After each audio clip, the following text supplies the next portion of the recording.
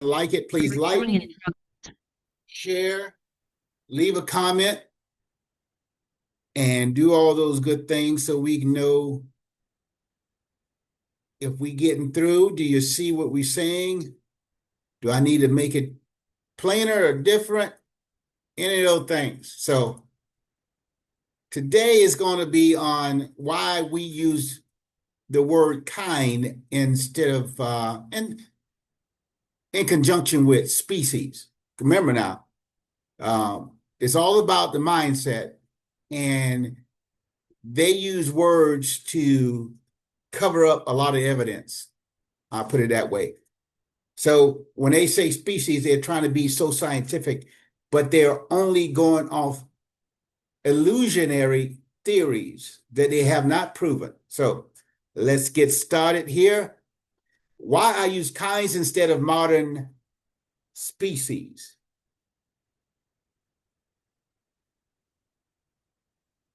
All right, so when I use the word kind, I am not using it as a synonym for modern species. I use it as a higher biological boundary that reflects what I believe are the real limits inside living systems. I place kinds closer to what biologists call families, and sometimes broader clades.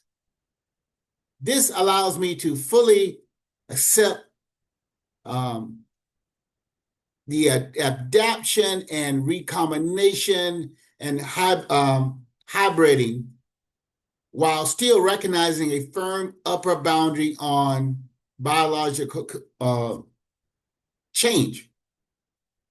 In my view, variations happen freely inside a kind. What does not happen is the crossing of a kind's boundary.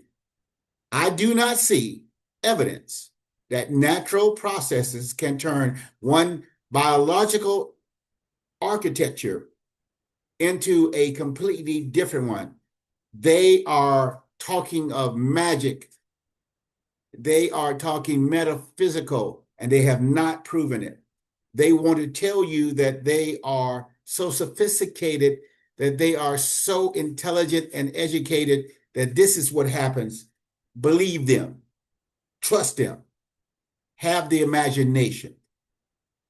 When you have to use your imagination, sometimes you're using less than your intelligence. You're imagining things that are not there. And that's what they're doing. Put it that way. They are believing myths. Now, again, I also work from the idea that original created populations had extremely high internal genetic diversity. I see modern diversity as a result of gene loss and reshuffling rather than the creation of new genetic systems. I believe most variations comes from unpackaging information that was already present, not from building new biological machinery from scratch. They will have you that the primordial soup got struck by lightning, heated by vats. It went up, it went down. This is over millions and billions of years. Math shows they don't have enough time. The data they have, the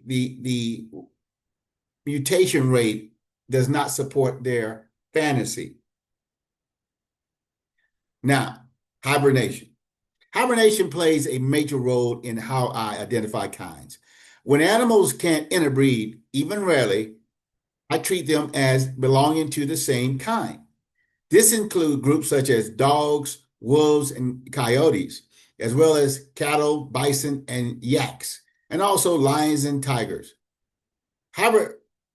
Hybridization gives me a practical biological boundary that fits what I see or observe in real organisms. I also separate variation from innovations. I accept that mutations can adjust existing systems and reshuffle traits. I do not see convincing evidence that random mutations and selection can build new functional biological machines. For that reason, I treat kinds as an information structure, architecture, boundary rather than simple trait boundaries.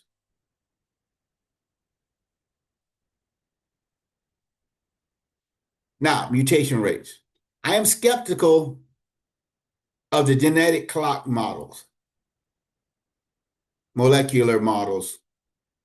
Mutation rates vary widely, and those clocks are calibrated using assumptions, guesses about long evolutionary times, which they have no evidence of. Because of this, I do not treat genetic similarities as automatic proof of deep common ancestry. I see it as consistent with common design as well. I also notice that organisms modify and reuse something genes and reuse existing genes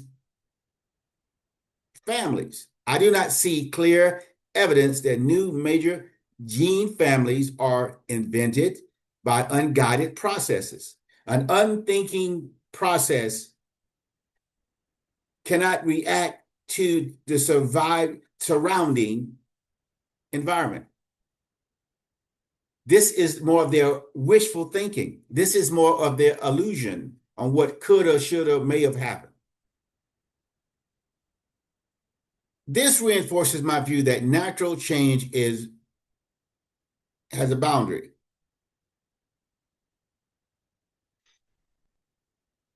Now, take from the flood-based models. In the flood-based models, God flooded the whole world.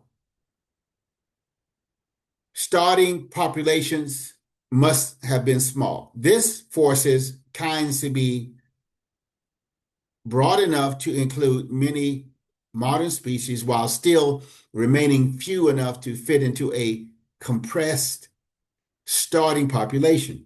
That practical constraints aligns well with the broader family level definition of kinds. I do not deny genetic data. I accept DNA, similarity, nested hierarchies, chromosomal rearrangements, and shared genetic elements. The disagreement is not about the data itself. It is about how the data is being interpreted. That is an interpretation. I interpret similarity as evidence of standard shared design rather than proof of universal common ancestry across all life. One bug did not create everything that's living.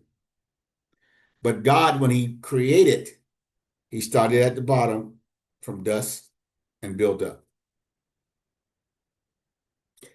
They have taken their religion of natural selection or atheism and foundation of evolution, which is